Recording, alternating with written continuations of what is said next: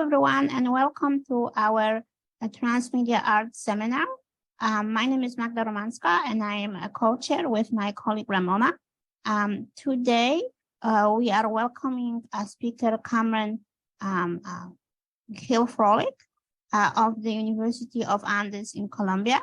We are very excited and very thrilled to welcome Carmen today. She's going to be talking about her work. Carmen is a researcher, but also an artist who has exhibited and shown her work pretty much everywhere around the world. We are very lucky to have her today. And this seminar is co-sponsored by Harvard Mahindra Humanities Center and Meta Lab at Harvard. So we are grateful to both institutions for allowing us to host the seminar. We're going to start with Carmen's lecture, and then afterwards, the audience members, the listeners can ask questions, and Ramona will be leading the Q&A. So for now, Ramona and I are going to go off camera so Carmen can start. Thank you, everyone.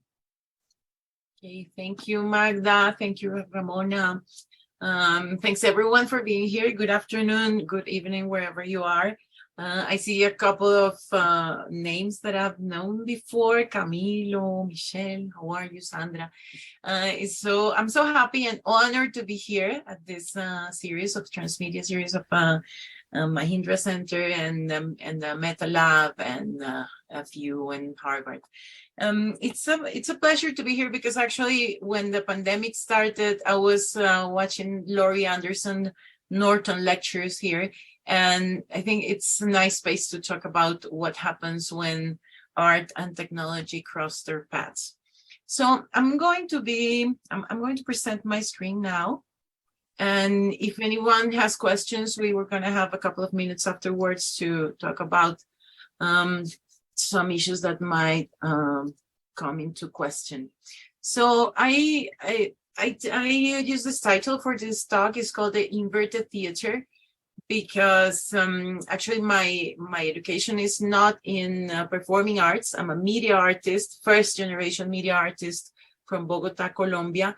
I started studying media arts back in the 90s, but I wasn't a media artist. I was supposed to be a painter, because I think most people go to art school because they think they are good painters. That's what happened to me. I turned out to be a very, very bad painter, but it turned out to be a nice place to experiment with photography, with computers, with video. So I became a media artist, and now I'm being called a transmedia artist. So actually this talk has to do a lot with my practice, but also it questions my research and my academic procedures and how do I teach media arts and performing arts today.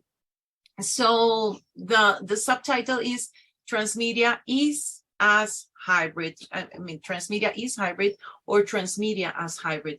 We're going to be talking about media. We're going to be talking about the intersections between these mediums and the way they interact with performing arts today. I work at the Universidad de Los Andes in Bogota, Colombia. It's a private university. We have had an art faculty for almost 70 years now. It has been closed, reopened, back again, closed. But now it's been going on for more than 30 years, and it has three specific lines of research. One is fine arts, the other one is media arts and time arts, and the other one is curatorial practices, criticism, production of events. And I also work at the Masters, which is called the Fine Media and Time Arts Masters. And what we're trying to do is to figure out where lies the creation of contemporary art today. So we are a lot between fine arts, media arts, and also performing arts. We are trying to convene all these mediums into a contemporary question about creation. I would like to start with a video. This is part of a project that is called Infinitos, and it's actually the reason that I am here, and it's the reason that I started working in a nice project that is called Digital Theaters with Ramona, with people from other 5 countries aside from Colombia. I'm going to be telling you a bit more about that later today. But I'm going to start with this video with has to do a lot with the inverted theater question.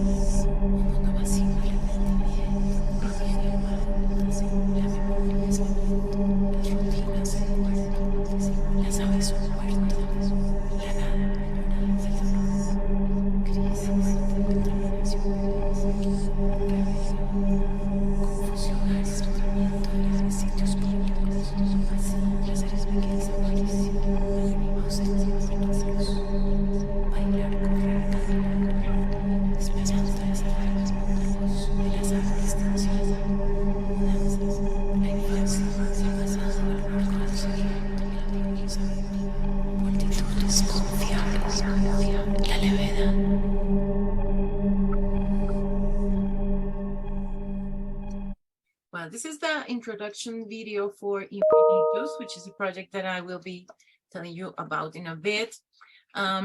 This project was developed during 2020. It was an invitation from the Teatro Colón, which is like the National Theater of Colombia. I'm going to turn on my camera again, and let me share without the video option. Okay, so for me, I wanted to start this talk with this video because this video actually reflects on the question of the empty space of the things we lost during the pandemic and some things we found. When the pandemic started, this is the website, it's infinitos.co. You can go and navigate. The project is still going on, and I'm going to tell you a bit about it later today. So I would also like to start with this painting. It's a painting that I really, really like. It's called Escaping the Critics or The Critique. It might have both names. And it's by Pérez del Caso, which is a Spanish painter. And I think that the interstice between arts has always something that has been a problem, but also some kind of blessing, a blessing in disguise. What do? I'm a painter, but this is not a painting. This is sort of a screen. This is a trompe-l'œil. It's something that we call in Spanish trampantojo, which is to fool the eye. In English, it's curious because the name is an optical illusion, but in French and in Spanish, it's about tricking the eye into believing there is something else that is not really there. This is a painting that I always use when I open my first class, because actually it reflects a lot on my questions as an artist, an academic, and as a teacher.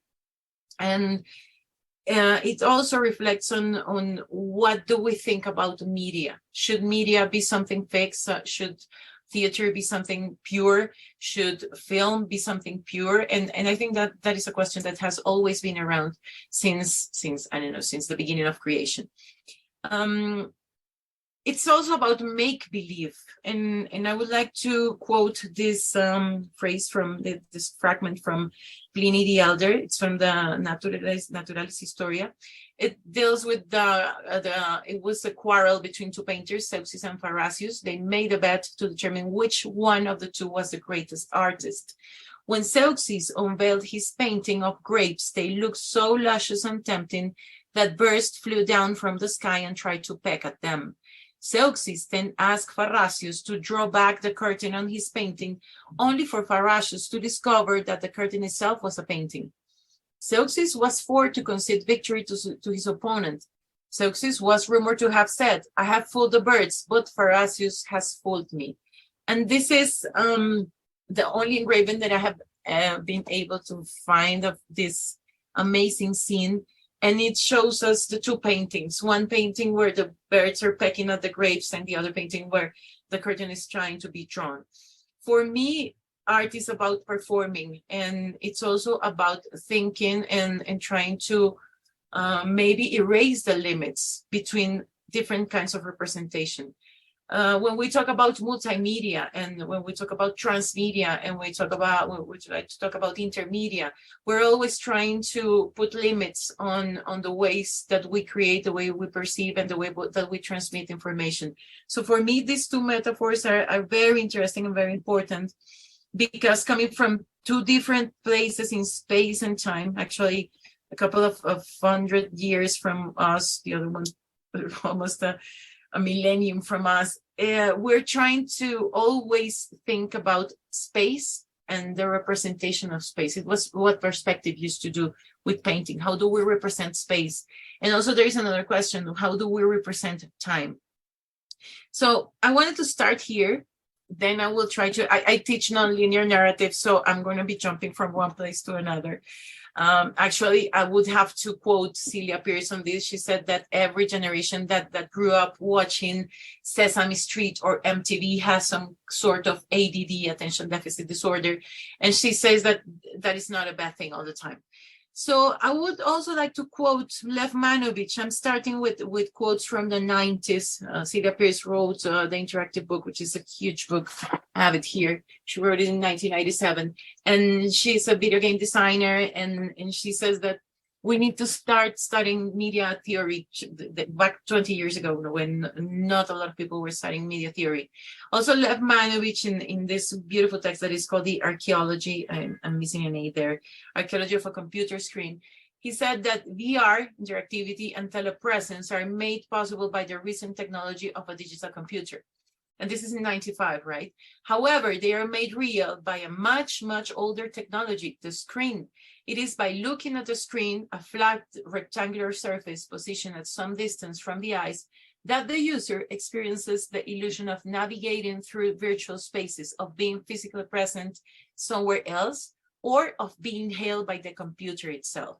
If computers have become a common presence in our culture only in the last decade, the screen, on the other hand, has been used to present visual information for centuries, from Renaissance painting to 20th century cinema. I think it's important to quote Manovich because actually what the pandemic brought was a huge proliferation of screens. And I think that comparing a painting to a screen is something that is poetic, but it's also tragic. I mean, we're trying to present everything and to confine everything to a small space. That's what happens actually with the genealogy of the screen in recent years. We are shifting from huge spaces to small screens. We are living through smartphones, which is like the tiniest little screen that we can have. And actually, I'm going to come back to this question in a couple of minutes. But I think this is interesting. If you compare the ways that we have been representing the world, I mean, painting it's like a screen. Another image that I like to bring out is this one. This is what happened on March 2020. This is La Quinta del Lobo in one of its multiple reincarnations. La Quinta del Lobo, it's a performing arts / multimedia / company or a laboratory that I started in 2008 at the university. Our university has an amazing vice president of investigation and creation. And for us, artists that are not hardcore academics, creating and presenting our artwork is very important. So I started this project. It's a company, or it's a multimedia project that has featured many artists throughout the years. I mainly work with a composer, which is Camilo Giraldo, but we also work with designers, artists, dancers, architects, programmers, engineers, artisans. And I think that's something that is very, very important to me, is the way we create these experiences is by combining different approaches to creation. So we started in 2008. We premiered our first play in 2010. In March 2020, we were ready to premiere Hybris, which is also one of the reflections that I'm trying to do here. It's on hybridity and it's on climate change. So this is the night that Bogota was closed for the COVID-19 quarantine. And we were ready to premiere, and we had to close everything and pick up everything. We had all the projectors, we had people coming over, but we had to close.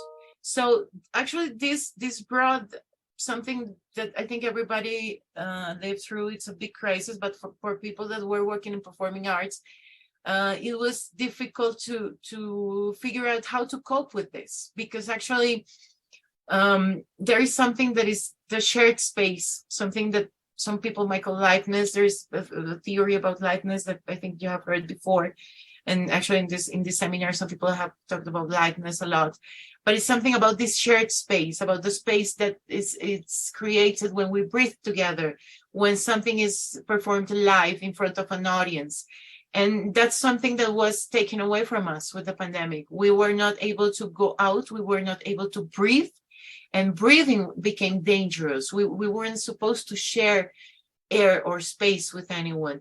And I think there is something that is so poetic and so beautiful about performing arts, is that second when you're about to go on stage or when you're about to go live, that's when everything happens. That is the second when you stop breathing and you start breathing again. It's the anticipation. So that was taken away from us. So we were ready to premiere Hybris, this play. And we had to pick up everything. And this is the project. I'm just going to show you a couple of images where it started. It started on the question of hybrids created by climate change. These are two species. This is an illustration from Nicholas Lam. The bear on the left is a polar bear. The bird on the right is a grizzly bear. These are two species that are not supposed to cross their paths, but they do because of climate change, because of the Anthropocene.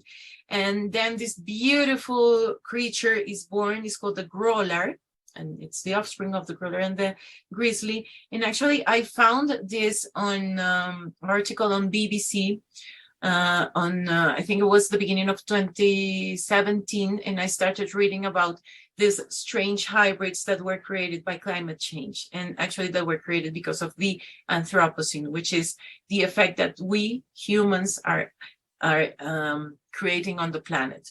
So this is the metaphor for creating hybris display that was stopped on the day of its premiere. Hybris is an installative immersive performance inspired by this article about climate change.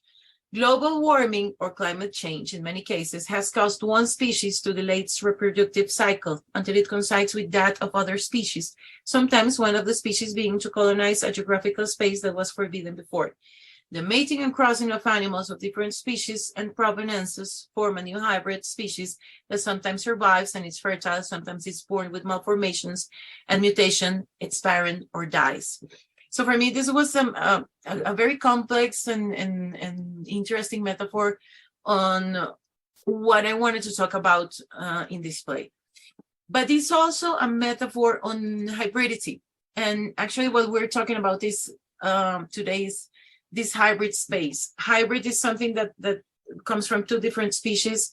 I have a couple of images here that belong to mythology. We have the griffons, we have the sirens or the mermaids, we have these mythological beings that actually mix two species but become monsters. But I also would like to think about the metaphor of hybridity as something that expands the capabilities of one species. Also, when I was, I do a lot of research when I work on the projects. I work a lot with etymology, with mythology, with the roots of where things come from. And I also found that hybrida in Latin means bastard, half-blood, or mixed blood.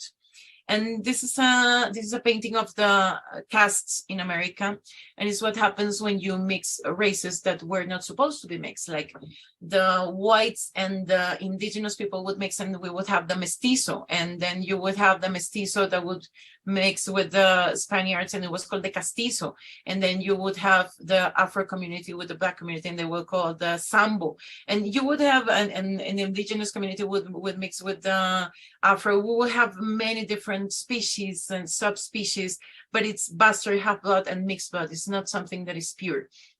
This is racist, of course, but it is also very strong and poetic because everything that has mixed blood also has the potential to create something new. And this is something that I found that is interesting. Although in the iconographic tradition, hybridization is considered as a primarily visual procedure, the anthropological approach highlights the relational essence of images in signification processes. Thus, both the hybrid image and the image of the hybrid shed light on the way in which cognitive, social, and cultural mechanisms organize the representation of the other.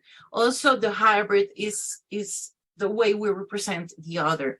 For example, in the Middle Ages or in the Renaissance, the devil was represented as a figure that would be some kind of hybrid that would have eyes on their bottom, and they would have a tongue coming from their anus. And also that's the way Europe represented indigenous people. If you see some representation, some of them were born in the arson that was supposed that happened in Brazil a couple of years ago.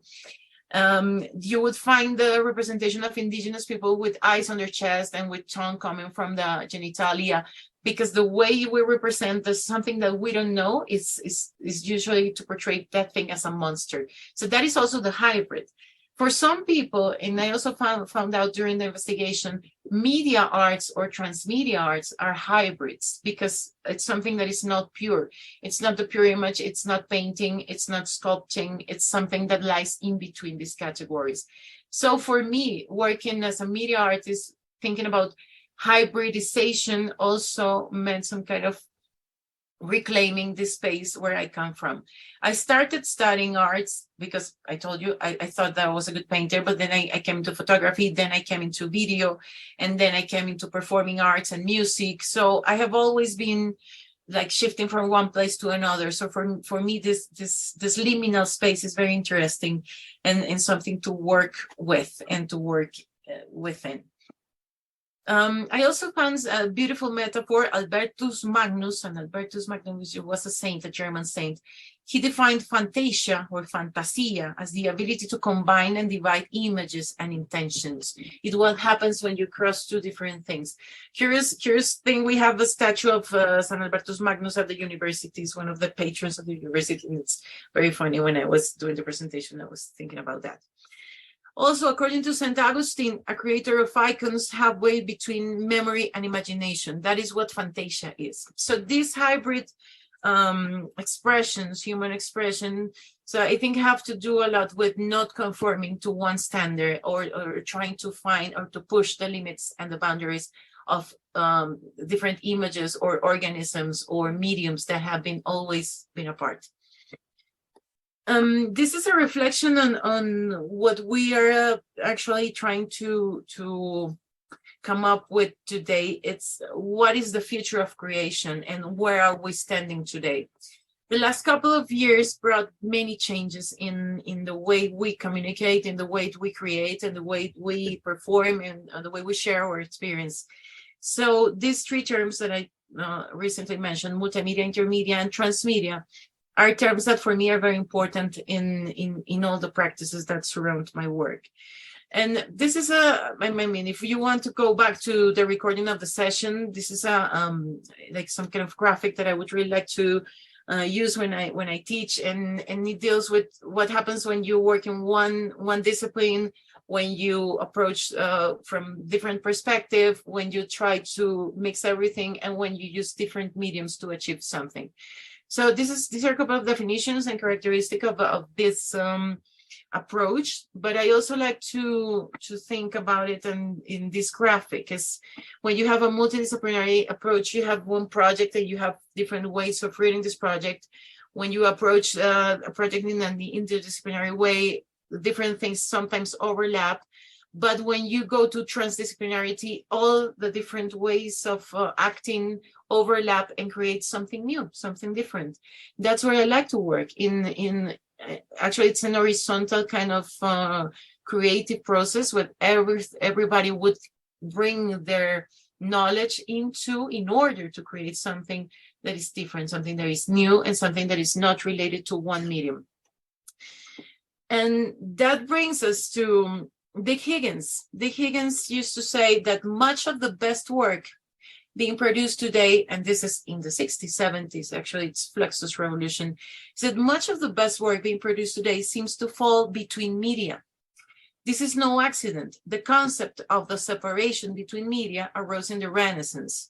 The idea that a painting is made of paint on canvas or that a sculpture should not be painted seems characteristic of the kind of social thought categorizing and dividing society into nobility with its various subdivisions, untitled gentry, artisans, serfs, and landless workers, which we call the feudal conception of the great chain of being. This essentially mechanistic approach continued to be relevant throughout the first two industrial revolutions, just concluded, and into the present era of automation, which constitutes, in fact, a third industrial revolution. So this is very interesting because actually this draws a bit on the way I portrayed painting before, and the way when you think about the classical Greek sculptures, we think they are white, but actually they were colored. Also, Aztec statuary was colored, and we tend to think that a medium should not be mixed with one another in the classical sense of the way. But this category, this between media, is something that is very interesting and very creative and very moving in the last couple of years. So, I mean, for example, what happens with performing arts, with theater, is this place where everything gets mixed, like the Wayang which is the origins of theater, is we have these puppets, these articulated puppets that are created in such a crafted way.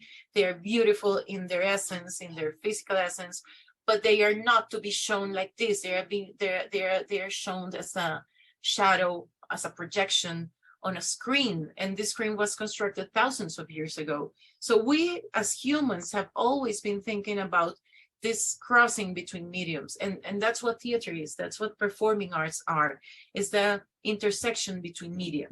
So Huayancolate is one example, and but also the computer is another example. This is the computer where I started creating back in the 90s, and it also brought a question in accessibility. And I was when I was studying at the university, those were the first years of net art. And actually, for my generation, net art was the promise of freedom from traditional art circles back in the 90s. And I mean, it still happens. A lot of people in traditional art never thought that digital arts would be something that would be interesting, right? Because it was like a lesser job. It was like something that presented no talent, because there was a machine involved in between. This brings us to the question of artificial intelligence today, right? Is the machine the one that is creating, or there is a human presence after all? So when I started working with technology back in the 90s, my generation thought that the computer was the solution, and that internet was this land of the free, where you would be detached from galleries, from the art circuit, and something that would connect us all. It has done so a bit, but it has also created this distance between accessibility between people that have no access to technology, with people that have no possibility of creating or talking this language. I started as a net artist. These are projects that I did back in the 90s, but I always work with fashion, with designing and an atmosphere, with photography. And these were projects that were mainly done, and the output was a CD-ROM. And then I did some things also for internet, and I worked, at the end of the 90s, I worked a lot with net art, and I also worked a lot with literature. I studied literature too. And I did some series inspired by, for example, Italo Calvino and Borges, and all the fantastic narrative from the 60s and 70s in Latin America. And I was very happy for a while doing net art. And I also did a lot of experimental projects. For example, this was called Abril, which is based on the first episode of the recent Colombian violence, which was in 1948, when our political leader Gaitán was assassinated. And that was the trigger of the huge war that we have been living through in the last century. And it was like a fact and fiction narrative with interactive texts and animations and music, but everything was confined to the screen. So I started thinking of other ways to turn around this experience. Then I did this project in 2003, 20 years ago. It was a chronicle on fantastic beings that I did in Mexico with Camilo Giraldo, which I've been working ever since.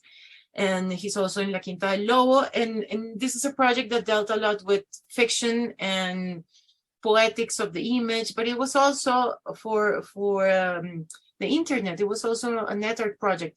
What I did here was to rethink the interfaces, and it was not a project that would have a lot of links. It would have some metaphors. For example, I was thinking about the ways of reading. So we had chiromancy, we had palms scanned, where that was the interface where you could click on the hand and go to different places. And it was a very experimental project.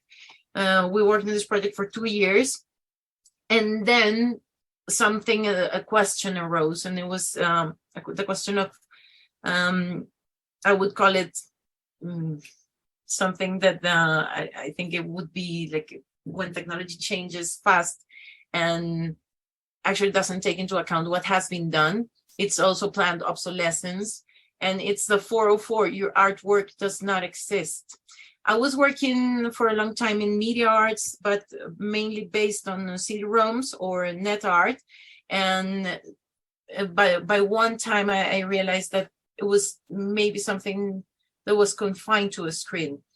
And actually, this is what I was thinking 2 years ago too, when we were at the beginning of the pandemic, and in this Zoom frenzy and this kind of telepresence frenzy.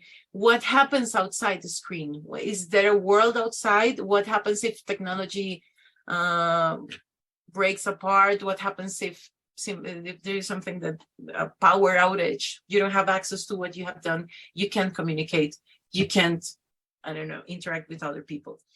So that got me thinking about Peter Greenaway. He said that cinema is dead. Actually, he puts a date on the death of cinema. It's 1983 when the remote control was invented. And actually, when he goes to film festivals, he always says that cinema is dead, long live cinema. And he asks a couple of questions. What are you doing in the dark? Why are you looking at the screen when the whole world is happening around you? And he developed a series of performances that were called Tulsa Looper Suitcases, where he would mix his films real time as a VJ, something that I have been doing myself for quite a long time, like the real time live video. And he was trying to recreate the experience of going to cinema, the shared space, and also the mechanics of how cinema is done and performed. Also the act of performing something for a live audience. And that was my question back then. When I stopped doing net art, I wanted to do something that would expand the space in a way. This is an image that is also very inspiring to me. It's from Herbert Bayer. He was in the Bauhaus movement, and he's amazing as an artist and as a designer, thinking on how to expand the perception and the space, and how do people interact with information. And he developed this image, this graphic that I really like, that is the field of vision.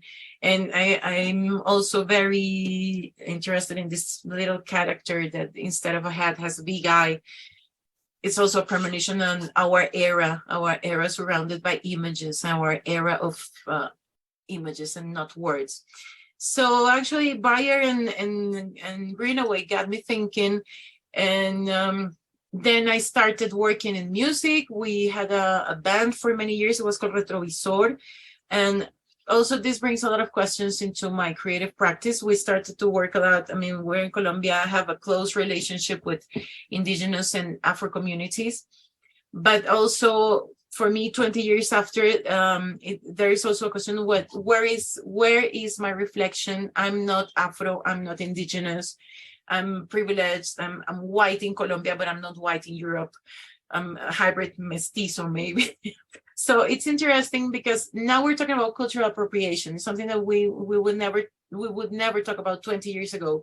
But we started working with the indigenous community. We also work with Afro communities, and we developed amazing projects trying to bring everything together. So we started working on stage with images, with sounds. We did a lot of also interactive projects. And this is when I started doing large-scale projections. I was doing VJ here. I did VJ for many years. I still do it but in performing arts. So we started creating these hybrid projects, which were it's music that it's mixed electronic music with Colombian music with Latin American rhythms. We would also go through archives and research about the history of Colombia, the history of indigenous and Afro communities, and we would create performances where everything was sewn together, like the images and the sounds and the music. So this was like another turning point, because this is when I started doing large-scale projections and live projections, and I actually left the small screen apart, and I left it behind for many years. So these are a couple of stills of the projects that we did back then. The band was active from 2004. It was almost 15 years. We were working in Retrovisor. We stopped in 2016, and we switched to some other projects, different projects. And we also started working. This is a show that we did in Berlin in 2010. It was the Wasser Music Festival, and it was a festival dedicated to water. So we started working with different forms of creating narratives, experimental narratives. Not, I have never written scripts, although I studied literature. I work more in an experimental approach to creating a script. It's mainly based on images or sounds, or maybe to create a sensation in the audience, to create an atmosphere. So then I started working with video mapping. This is also, for me, a question of hybridity. How do you create a new space or a new body, mixing the physical presence and projections and images. So these were self-portraits that I did between 2008 and 2009. And this triggered a question on the body as a tool for expanding this liminal space between performance and images. So I started this project. Then I also did a lot of video mapping on architecture, and we did a couple of festivals. And this is where I became an accidental curator. I'm a curator too, not because I wanted to, because there were not enough spaces for showcasing performing arts and art and technologies. So we had to come out with our own spaces. I have been curating a festival that is called Voltaje for 9 years now. This is our 10th anniversary. So if you're a media artist out there, please send us your work. And we had to create these spaces. And then we had to create spaces where people would have the opportunity to come and see these experiences. So I'm showing you this. This is the Church of Lourdes, which is our neo-Gothic church of Bogota. And we started thinking about creating projects for these huge structures. So I shifted from working from a small screen, from net art, to these huge spaces. And that has always been my question also. How do you create this shared space? We thought that internet would bring like this huge space of experimentation, and with many people would have democratic access to information. Turned out it didn't. So then I thought, what if we go on the streets? What if we do some kind of cinema for people? So this was a beautiful experience, because for me, this is what also an inverted theater is. When we premiered this video mapping show, it told the history of Bogota. Some people in the audience said that people that were not used to going to the theater, like it's people that sell candy on the street, or the punks that usually hang out in this square, they said, this is film on the streets. This is like going to the theater, but not inside the theater. So it was a beautiful experience for me. Art is an experience, not an object. That's what I have never been painting or doing sculpture or doing projects for galleries, because for me, this hybrid space is important. This where you create an experience for some people to live through it. So we did this for a while. Then we lost our sponsorship, of course. We weren't able to follow through. And then I started, this is one of my scarce solo projects, but it's not a solo project because I had the help of Camilo Giraldo, the composer. But this is not a project that I did with the collective. It was based on thinking other ways of projecting. It was also a reflection on advertising and on beauty rituals and the way people conceive or perceive beauty. So this is called the Manual of Persuasion, and it deals a lot with advertising throughout the ages and beauty rituals, and these films that tell you how to be successful in how to get married, or how to progress in your job, and or how to be the boss. And this is something that for me was also important, because what I tried to research or investigate here was different materials for projection, different screens, the expanded screen, that screen that is not something that is fixed, that is not I don't know, like something that it's flat, but something that you can walk through, that you can penetrate. This is an installation, large scale installation where you could walk through. So this is the manual. This is for me important also as an immersive experience. This is when I started thinking about immersive experience with surround sound. That is also for me some kind of hybrid space. This was done between 2015 and 2017. And with La Quinta del Lobo, I'm going to go back a bit. The first projects that we did, this is Vanitas Libellum, the Book of Vanities would be the translation of the title of the play.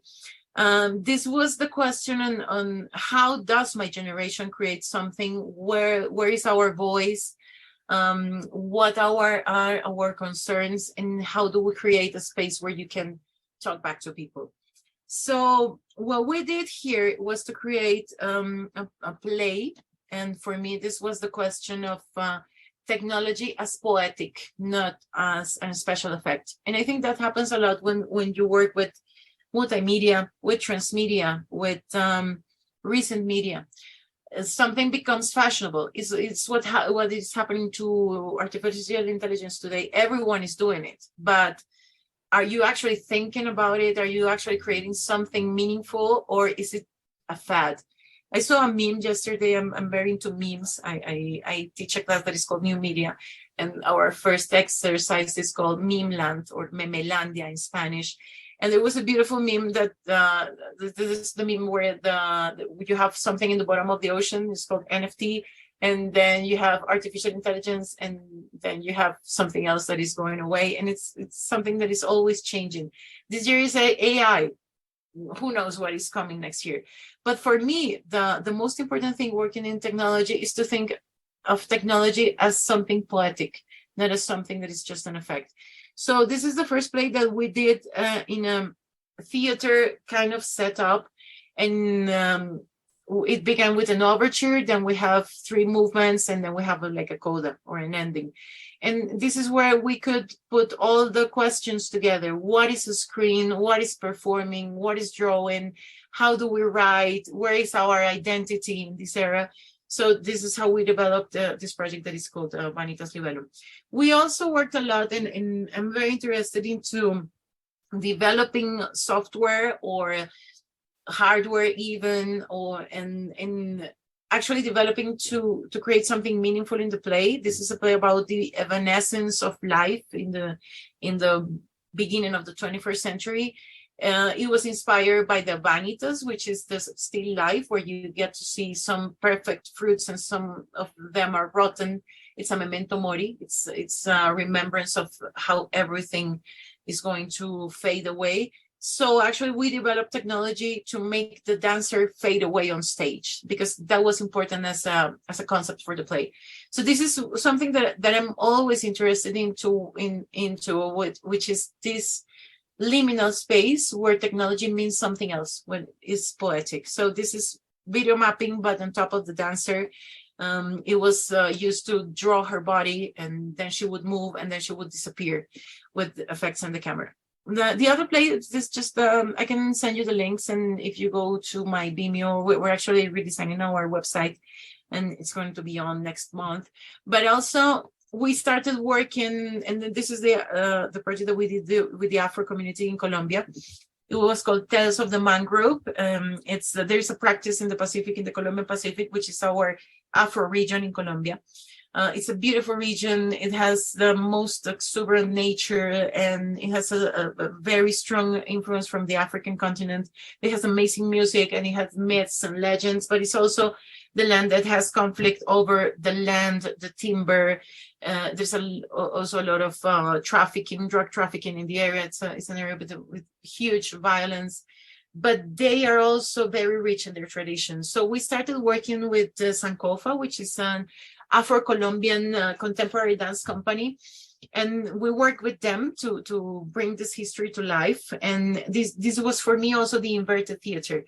The way we create and using this transmedia approach is to, for example, we took the metaphor of the mangrove tale, which is something that you sing when you're navigating through the mangroves.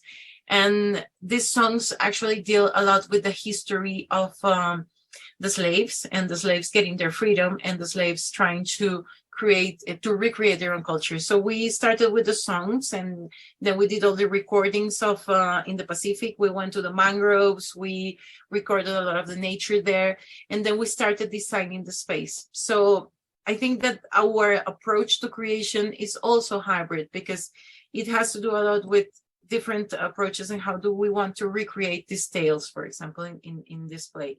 So I work a lot with also trying to make the screen disappear. I am really interested into creating this illusion.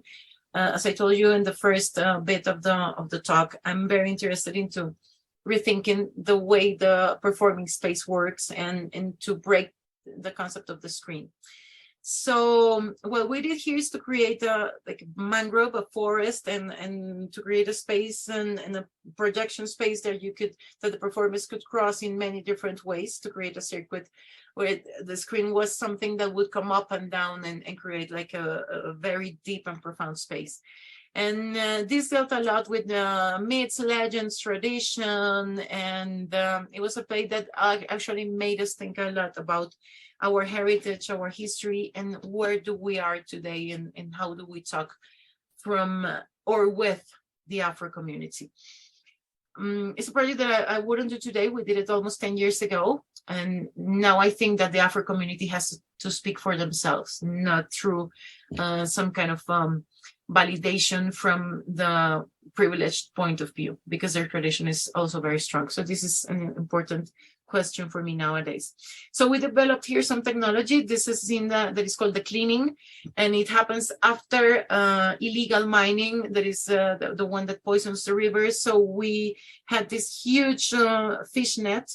There was some kind of skirt too that would also generate these projections that would clean away all the mining, all the residue of the illegal mining. That was a metaphor for cleaning the space and to create something new. And this is very important to me. How do you transduce these questions into images, into sounds, into actions on stage?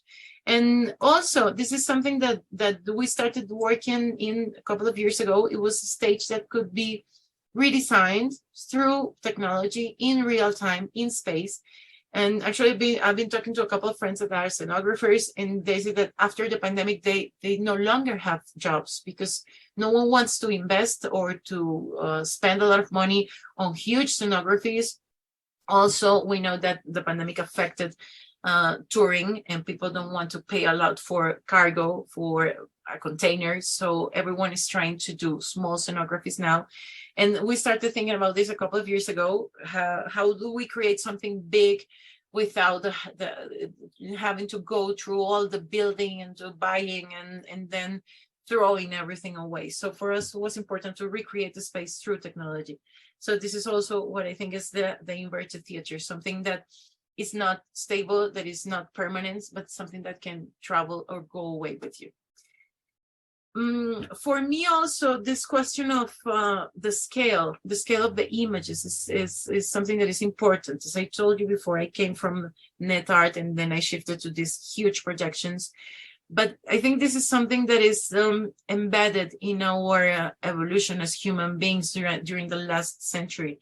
And these are two images that resonate a lot with me. This is Times Square, almost a century ago.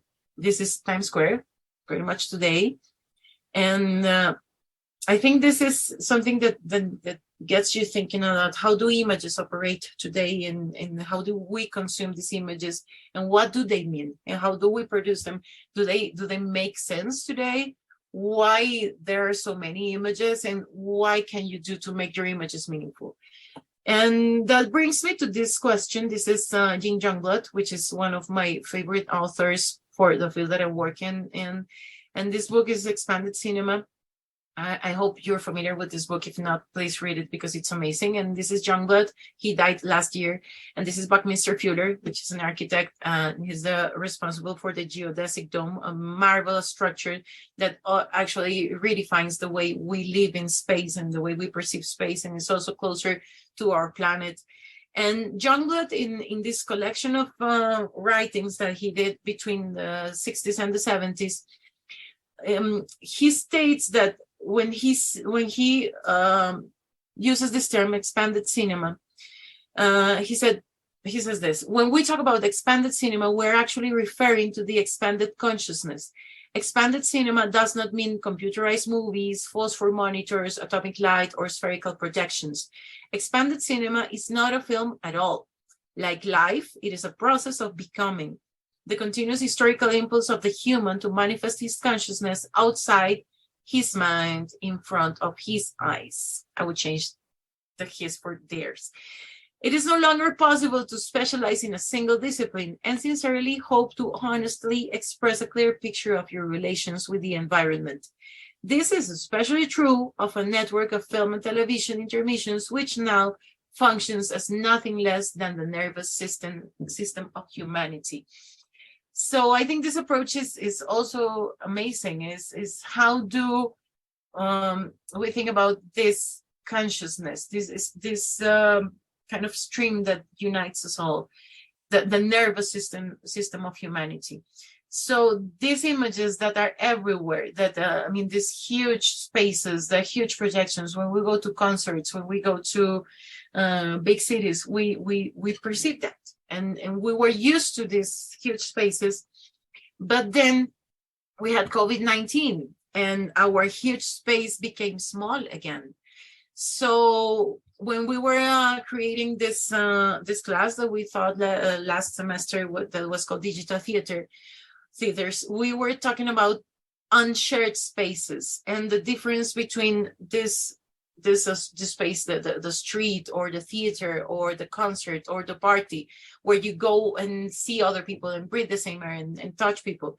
And there was a conflict between body and space, the space without and the space within. That's what my partner Pedro, which is a theater director, called it, the space without or the space within. And we switched from these huge spaces to the confined spaces. And there was a metaphor that also struck me very hard when people, performing artists, were doing pre-recorded sessions. That was what everybody was doing between the first months of the pandemic. All the theaters had to close, so everyone was commissioning fake lives or concerts or plays done for video. One of my colleagues, Alexander Gamble, he's a director. He also is a light designer. He's amazing. And we had like a small panel on Zoom, and everyone was congratulating him because he was premiering a play that night. And he said, I feel nothing. I sent my video. It is premiering. They are projecting the video tonight, but I don't feel anything. I feel nothing. And that really struck me, because this shared space, the space that we share together, the space that you experience when you go to the theater, when you go to a show, is something that we lost during the pandemic. Some amazing things happened. Some people started doing interesting things for these platforms, but some people just conformed to the norm, and everyone started producing a lot of videos. And I mean, it's like making bread. Everybody made bread during the first months of the pandemic, and then everyone got bored and everyone started looking at these videos, and afterwards everyone got bored, and this word, this term and this feeling, I feel nothing, was common. Some fun things happened too. This is one of the funniest things I've saw during the COVID-19 period. Mr. Ponton, I believe you have a filter turned on in the video settings.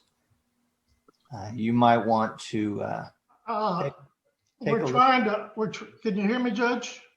I can hear you. I think it's a filter. It is, and I don't know how to remove it. I've got my assistant here. She's trying to, but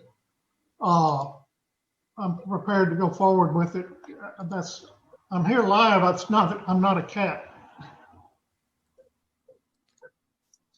I don't know if you remember this episode, but I think it's amazing. It's funny, and it got me thinking into how do we use these mediums to create something different, something new. I mean, this is funny. This is so funny. This is actually one of the episodes that was very funny during the pandemic. But I think that it has to do a lot with performance. How did we create some other personalities, how people started doing things in Zoom, like parties, and then how some artists started to doing live performances on Zoom. There have been many, many projects. I'm sure you're familiar with many of them. There is one from Argentina. It's called El Murmullo de las Casas, the murmur of the houses, which was beautiful because there were a lot of dancers in their personal space, and they were doing projections and dancing and communicating one another. And some people started using these mediums to do some different things.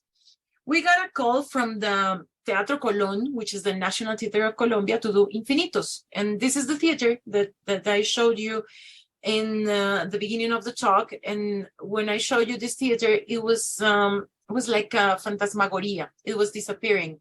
it was crumbling apart, and it was filled with these voices that were talking about the things we miss and the things we no longer have, like affection, like kisses, like water, like air, like these shared spaces. So we got a call from the theater in 2020. It was August, and the director, she was Claudia del Valle at the time. She said, I want to do something. I'm bored of doing fake lives. I want to do something in the theater, but we don't have an audience. We're closed. Can you come up with something? So I came up with the idea of Infinitos. Infinitos is a project that it was an artistic residence. We were invited, and it's funny because we were invited to the theater to work inside the theater, but we couldn't go to the theater. The theater was closed and there was no audience, there was nothing. They said, how can we do something to bring people back to the theater? But we can't open the theater. What can we do? So I came up with the idea of Infinitos because I always, in my new media class, I send my students, all my classes, I send my students to do the tournement or a flannery exercise or a stroller, city strolling exercise. They have to go out and walk and get lost and discover something and recreate the discovery using images or sounds or text. It's like a multimedia project. And actually we do this with people from all different backgrounds and careers and minors at the university. And when we were confined, we couldn't go out. So my homework was lost in time and space in the pandemic. And one day after, I think it was the 5th Zoom of the day, I heard someone singing outside my window. It was a beautiful bird, but I couldn't point where he was or where she was. So I took my camera, I took my lens, and I saw this tiny hummingbird singing. I had no idea that hummingbirds could sing. And actually that triggered a lot. And I think I've been trapped here for a couple of months, and there is always something new. So it came up to me as an idea to rethink, to invert this process of going out or creating a multimedia experience by getting lost in the city. So I told my students to get lost in their confinement space and to find something new. At the beginning, they would say, there is nothing new. I've been trapped here for like 6 months. There is absolutely nothing new. And by a keen experience of observation, everyone would discover something.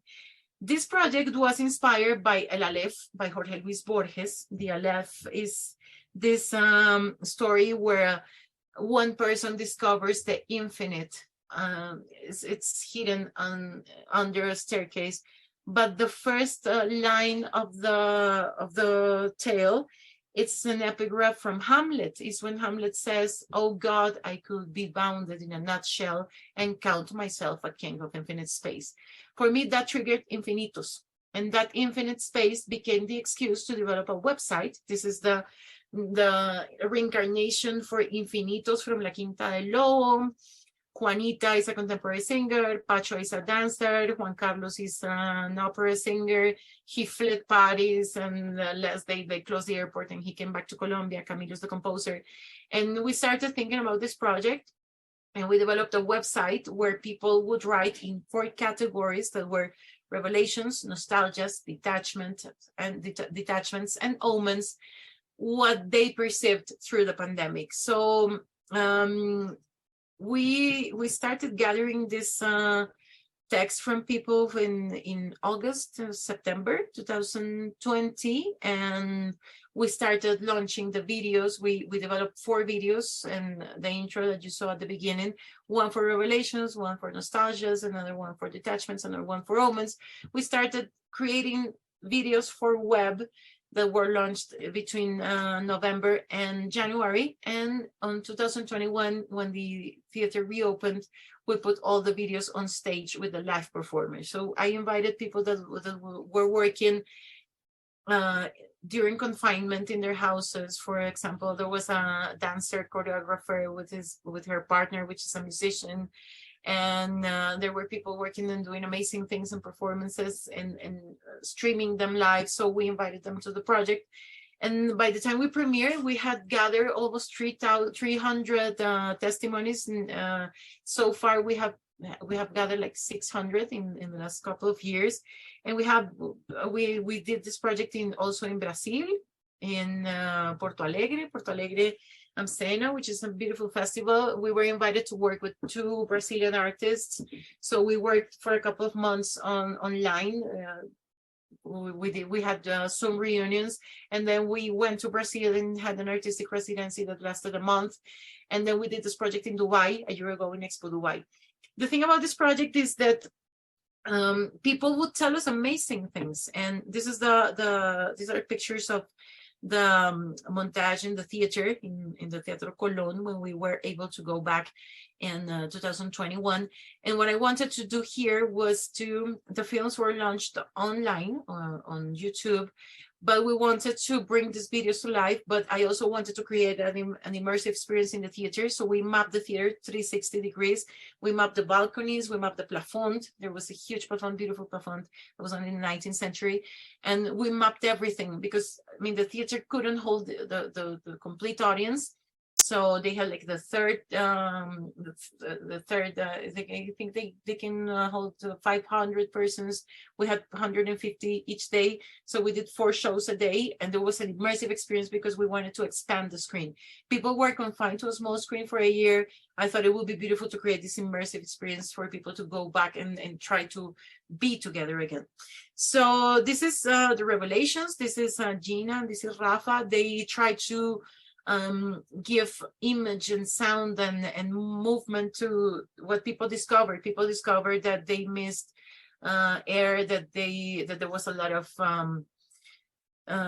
injustice in the world. We had protests here against the government. We have people dying on the streets, and I think that happened pretty much everywhere. But in Latin America, it's difficult and it's harder. And I mean, it's the global South. We have different concerns, and we saw a lot of misery, and we saw a lot of death during that period. So they tried to recreate the scene, and we would draw, and we would write the scripts together. The scripts were mainly actions and sounds and images.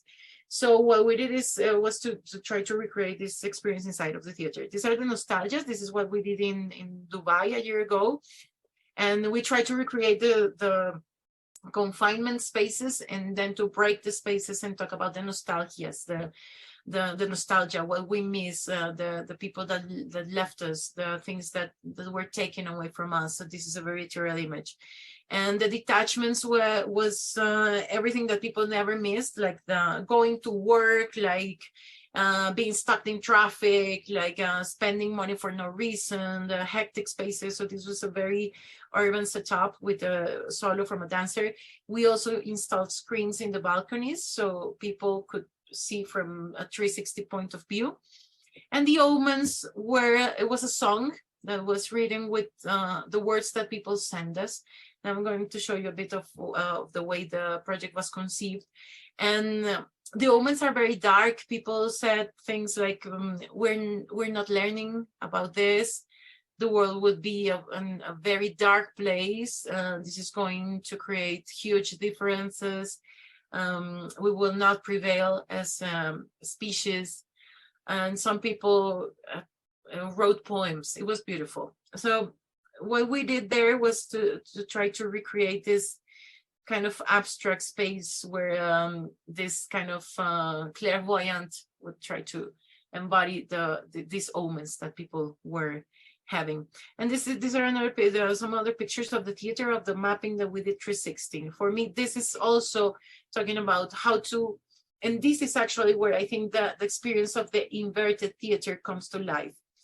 I don't think that we will be seeing a lot of this in the next coming years, because it's difficult to get people to write. It's difficult to get people to share their feelings. What we did here was to create a strategy for people to write to us. I'm going to tell you a bit about it. And this is what the perspective of the performers have of the theater. We mapped all the balconies and the plafond, so it was a 360 space. This is a trailer. I'm going to show you a trailer, and then I'm going to talk about the creation process. We still have a couple of minutes, I guess, and then I'm going to be wrapping it up.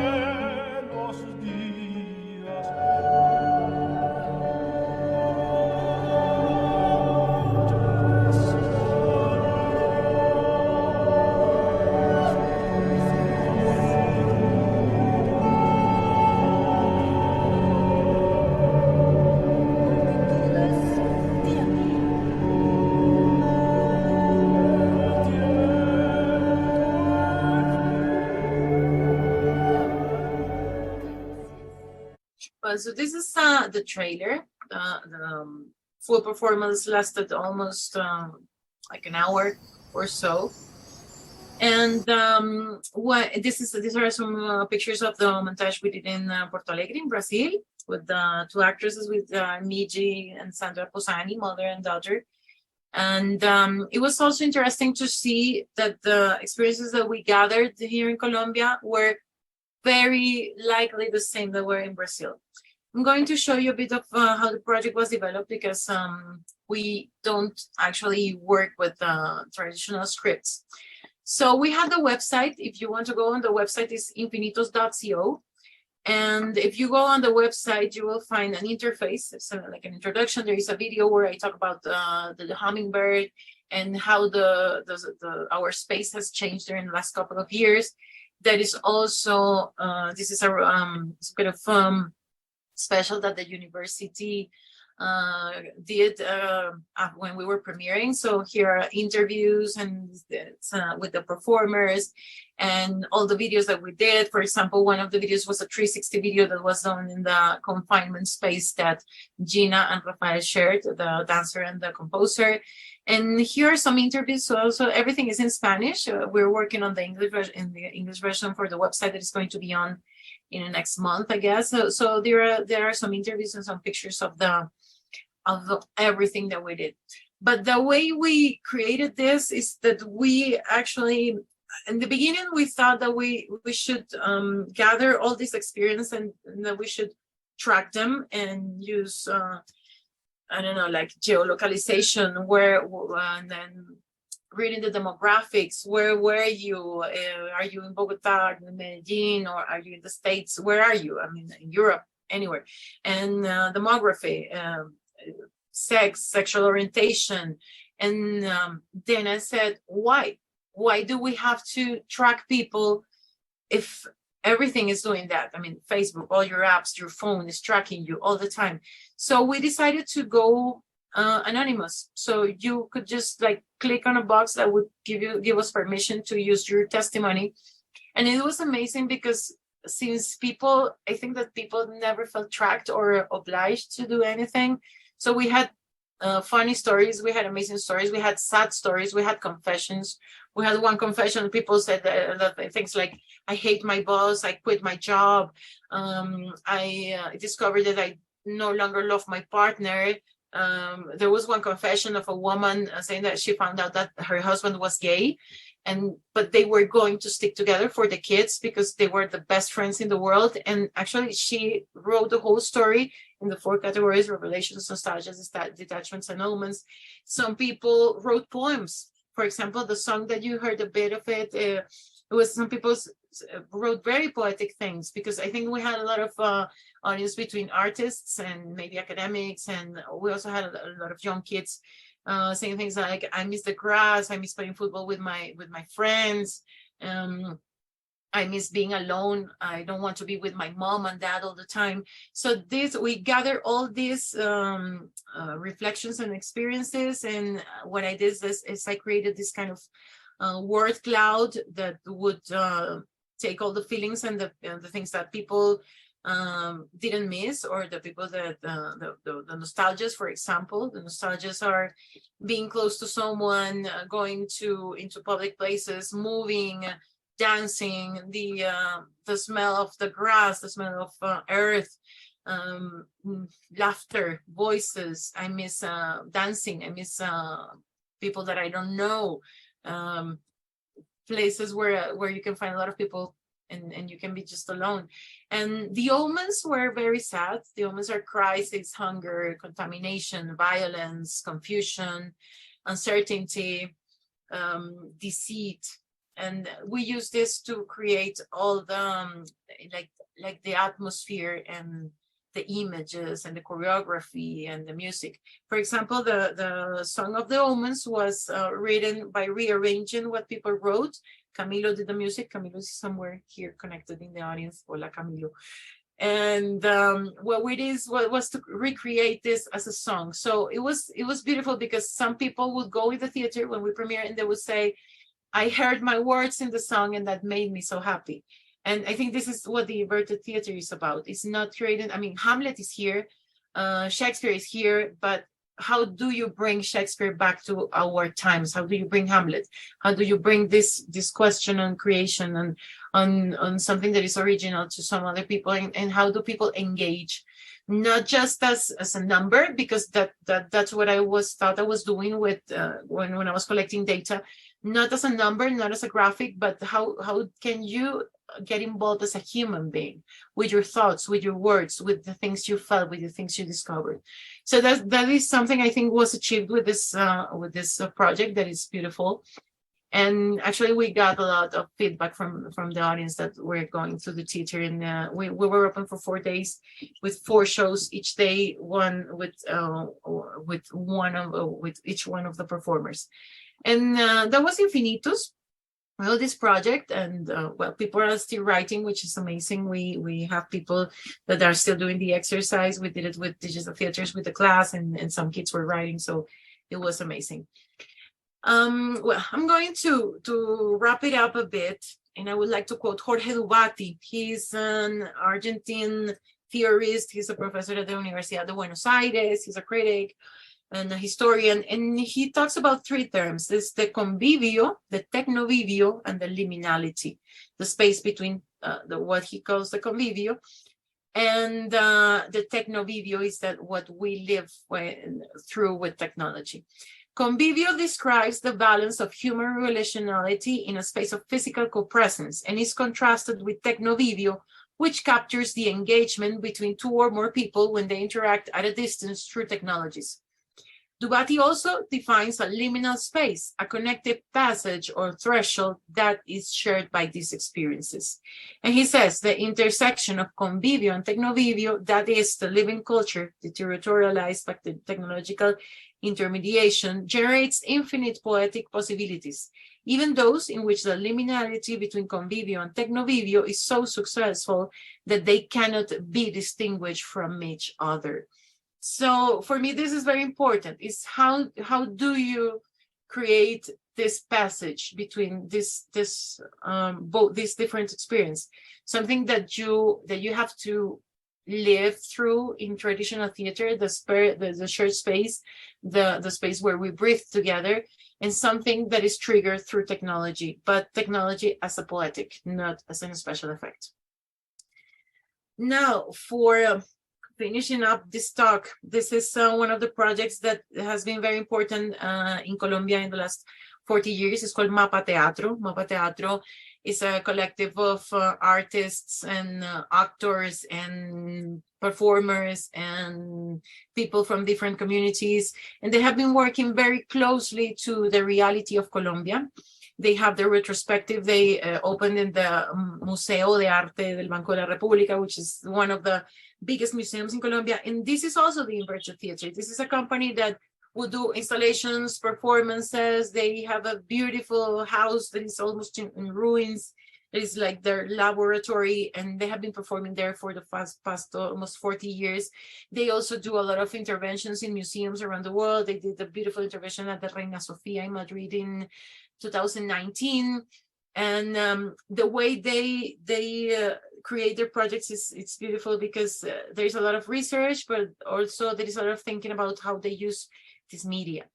They work a lot with video, with installation, and with actors and dancers and performers. So this is interesting because if you go to the exhibition, for the people that are in Colombia, please go before it closes. It closes on the 6th of March. The museum was totally erased. They started working in this project during the pandemic. Actually, there is one beautiful text that is written by the director, which is called Rolf Abderhalden. And he said that the pandemic was very, very harsh on them, because they are used to working in the theater with people, going out on the streets, traveling, going to museums to install their work in museums. And actually, they had an invitation from the museum, from Maria Wills, which is the director of the museum. They invited a curator, which is Carolina Ponce de Leon. This was her farewell exhibition to the art world. And actually, it's a huge legacy, the one that she's leaving behind. And they invited them to rethink and their work. Originally, it used to be it was proposed and supposed to be a retrospective. They didn't want to do a retrospective because actually Rolf says that he's not dead yet. The retrospective is something that you do when people die. And what they thought is how to give this plays, these installations, a second life inside of the museum. So the museum is filled with experiences, with some of the scenography, and there are activations every weekend. So the museum became a theater, and they started working during the pandemic, exchanging emails and letters and WhatsApp messages with everyone that have been working with them in the last 40 years. So the way they created and conceived the project is beautiful, because it's like reliving and reconstructing all the projects that they did for 40 years or so. And they also have these activations, they call them activations inside the museum. Each day, each Saturday, they have been doing this for the past 5 months, and they have also conferences and guided visits. So it's beautiful, because if you're familiar to the museum and if you go in there, you don't recognize anything. The museum is absolutely gone. And there's this beautiful immersive space where all their work is all around you. So it's a place where you can walk around. Actually, they are very, very close to me, important to me, because one of the first plays that I've ever saw was Orestes Ex Machina, and the audience were sitting on the stairs of an airplane, and the stairs would move, would take you. It was like a huge zoom out from the scene that you started seeing in the beginning, and that was 1995. So it's an amazing project, and they also work a lot with LGBTI plus collectives and trans collectives. So it's amazing what they have been doing in the last couple of years. So this is an invitation to get familiar with the work of Mapa Teatro. Freeze magazine says that it's one of the best 10 exhibitions that opened in the world in the last year. So these are a couple of images from the exhibition. They also recreated, this is like the small theater they built inside of the museum, and this is the stage where they perform each Saturday. And this is Julian, one of the actors, performing there. And this is Rolf, the director, he did a guided visit for us last week. So it's beautiful, because actually the theater is open and it's something that you can walk through. And as you see, they have video, they have sound, it's an immersive installation. So this is also for me what the inverted theater is, and Transmedia is as a hybrid. Last note, we're going back to March 2020. We closed the day of the premiere of Ibris. And for me, Ibris in Greek is also disproportion, and it's related to ate, which is fury or pride. Finally, we're premiering this project 3 years after we will be opening the new National Center for the Arts here in Bogota. There is a beautiful black box that is called La Sala Fanny Mickey. Fanny Mickey was the director of the theater festival, the biggest that we had in Latin America. She died a couple of years ago, and now we have a black box named after her. And we have the privilege of being the first ones to play our work there, to present our work there. And this is Ibris. Ibris is inspired by the Groller metaphor, by the Groller paradox. Also, by this map from Frank Jacobs is hypothetical map that shows what would happen if we go 4 degrees warmer. Since I downloaded the map in 2017, we have been, we're just missing 3 degrees to go to this dreadful panorama. So for us, it was very important to think how to tell the story is one possible end of the world story. And I go back to this metaphor that I was working with in 2008. It is the black marble metaphor. Is how do we represent this planet through data? And also I started to think about the hybrid in different cultures. Since I'm very aware of cultural appropriation, this is not what we did, but I researched a lot on how different cultures use the hybrid in performing arts, in ceremonial, in rituals, in their tradition. And this is how we developed also all the background of the project. And well, this is, I already read a little bit of this to you. This is like the background of Ibris. It started as a full-blown film, and then we shifted towards a performatic installation where people have screens distributed in space all around them. And these are images of areas in Colombia that are prone to disappear because of climate change. And this is, for example, the Páramos, which is high in the mountains where all the water is produced. This is a beautiful plant that is called a frailejón, which is like the giver of water. And we built a dome, like a portable dome structure that is going to be projected 360 also, and the performer is inside the dome. And these are images from Antarctica, from all the calving of the glaciers. And this is also our landscape, is the post-industrial ruin.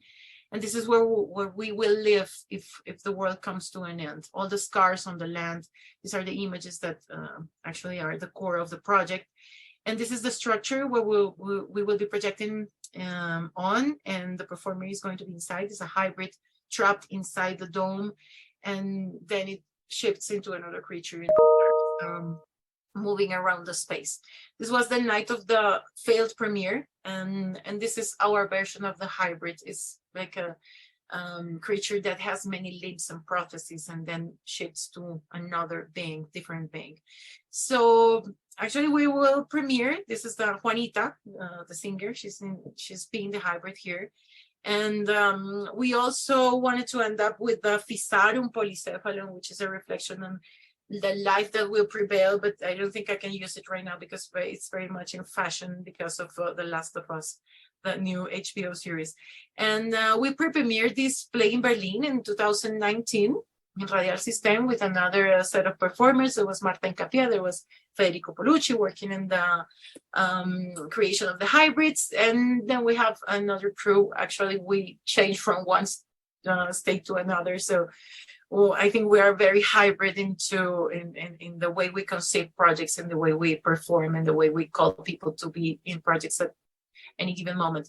And this is how we are doing the immersive stage this time. We have several projection screens, we have 2 domes, and the audience is inside the projections and everything is all around.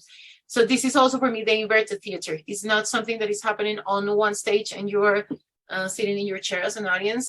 I'm trying to break the limit of the screen and to try to bring people inside of the experience. That is very important for us. The sound is a surround sound. We're going to have 30 channels of sound in association with another project from the university that is called Blast, which is Bogotá Los Andes Sound Theater. It's an immersive experience, and we are also recreating the play a little bit for this. We did a pre-premiere at the Planetarium last year at Voltaje, the festival that I curate, and we did a full dome projection for the pre-premiere of the project.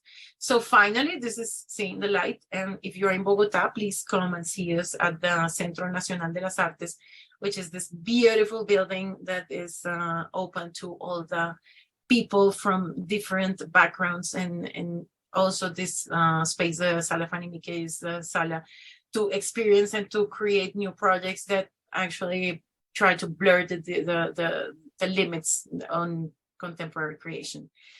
Well, so thank you for your attention and your time. I think we have a couple of minutes for questions, and well, thank you for being here this afternoon. Thank you again, Magda and Ramona, for the invitation.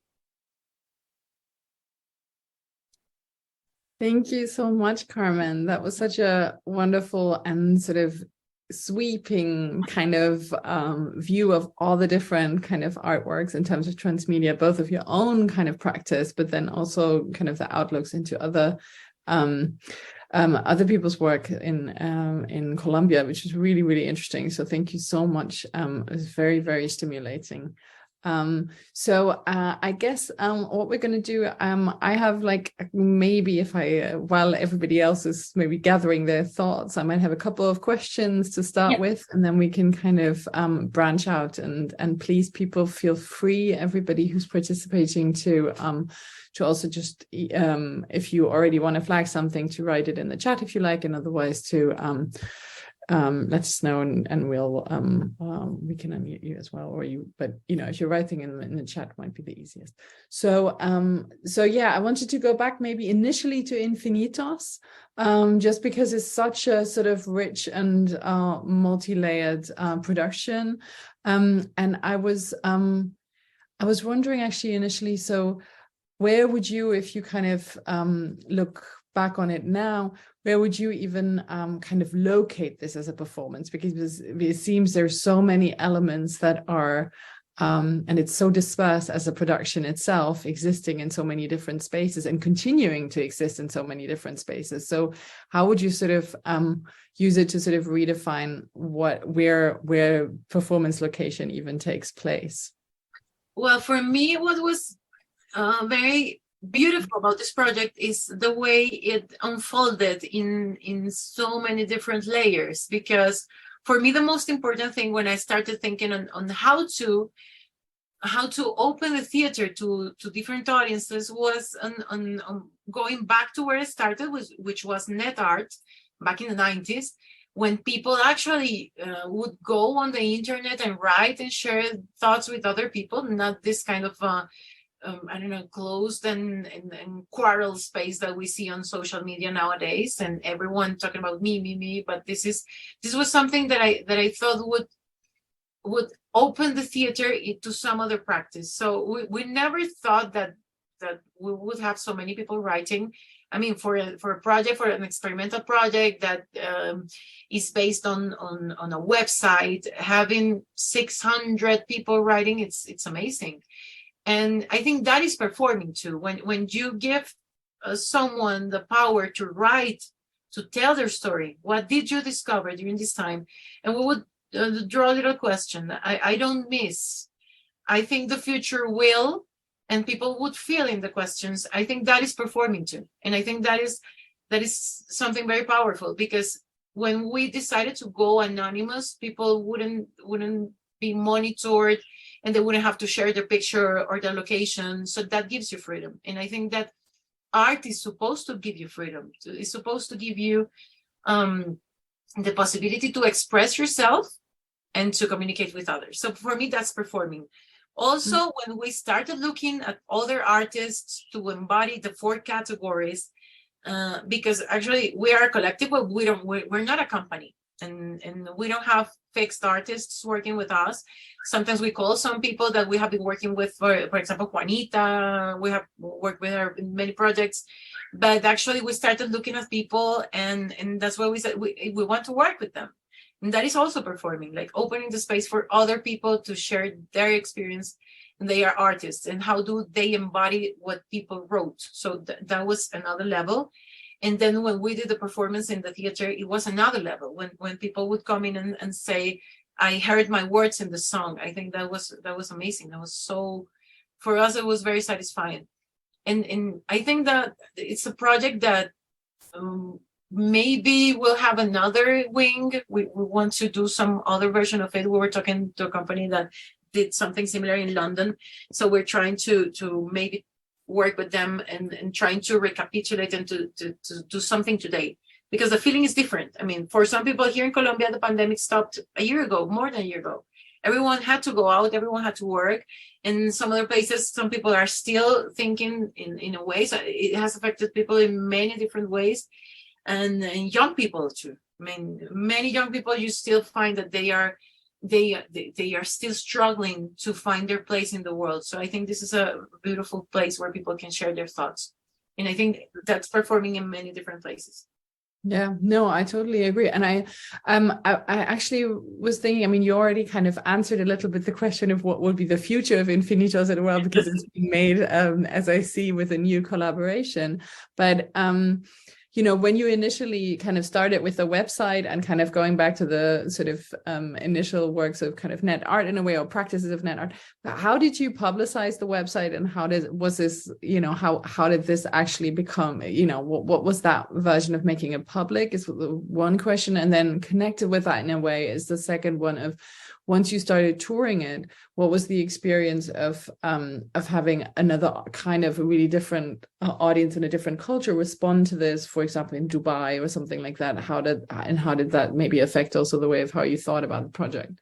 Yes, well, actually we did, since this was a commission of the National Theatre de Colón, We did a strategy on social media, and we also did a lot of conferences and with kids from schools, with people from universities. We also had the office, our communications office at the university. But we developed a strategy, and we did a lot of small videos for Twitter, Instagram, Facebook, and like small windows to what the project was about. So it was a huge strategy in the communication department, and we used a lot of the social media platforms to promote the website. I would also tell my friends, I mean, like, I'm working on this project, I need you, please write something. And people say like, oh, this is fun. Somebody's really asking me, how do I feel? So it was amazing. We had a lot of artists like chipping in and writing and telling us. And when in Brazil, we had a lot of help from the festival. Is Porto Alegre Cena, which is a beautiful festival that has been around for more than 15 years. So they also did a strategy, and we had the website translated to Portuguese. So they would write in Portuguese, and then we would take all the tables and try to reconnect. And we started working with the artists, and it was beautiful because it was the first play that they did in Porto Alegre. That was in October 2021, and everyone was so happy to go to the theater. And the mother and the daughter never worked together. They're both actresses, and they never worked together. So they brought a lot of people from different generations to the theater, and it was amazing. The theater was packed, and it was beautiful. But it's Portuguese. I speak Portuñol, which is a mix between Portuguese and Spanish. But it was beautiful to get to connect with people. So it was amazing. Dubai was another story because we were there. The Ministry of Culture sent us. Actually, Dubai was a reflection on technology and sustainability, and it has like 3 subjects. And what the theater said that if we want to talk about technology, let's bring this project. But I mean, Dubai is not your regular experimental audience, but it's more like people that are used to spectacles and art fairs. And actually, we had our performance the same day Coldplay was performing in a huge dome. So people said that they actually told us that I don't think nobody is coming to see you because Coldplay is playing, but we had audience. It was good. But not so many people wrote in Dubai. I think we didn't have a lot of exposure there because it's different. It's another different system, and it's more oriented towards show and spectacle. But it was nice too. It was a nice experience, and the people that came into the show were amazing too. So I think it's a play that can unfold in many different ways. But yeah, we still have to figure out what is going to happen because it's interesting. I mean, if you read what people wrote during the last year, it's very different from what they wrote 2 years ago. So maybe we'll have another iteration somewhere, somehow in time. Oh, great. No, it's a great archive. So we actually have a question now from Anna Henson. And so Anna, you can, if you want, you can unmute yourself or I will read it out for you. So she's asking, I'm teaching in a new emerging media arts BFA program, games, XR coding, motion capture, storytelling, etc., that is negotiating its relationship with a traditional theater school. What do you think is most important for faculty about communicating across these academic disciplines to open the space for a shared collaboration and a shared curriculum? That's a huge question because I have faced that question many times. I mean, people ask, what do you do? That is not theater. And in traditional theater says that this is, I mean, and some people say there's a lot of videos and mapping, and where is the pure theater tradition here? There is not a traditional theater here. And it's something that I never went to drama school. I'm a media artist, I'm a visual artist. And this is what we create. It's a hybrid project. It's a hybrid process. But I think that it's the same that when you talk to people that are into old school cinema, they say that digital cinema is not film, it's not cinema. So what it is? So why are we trying to define things?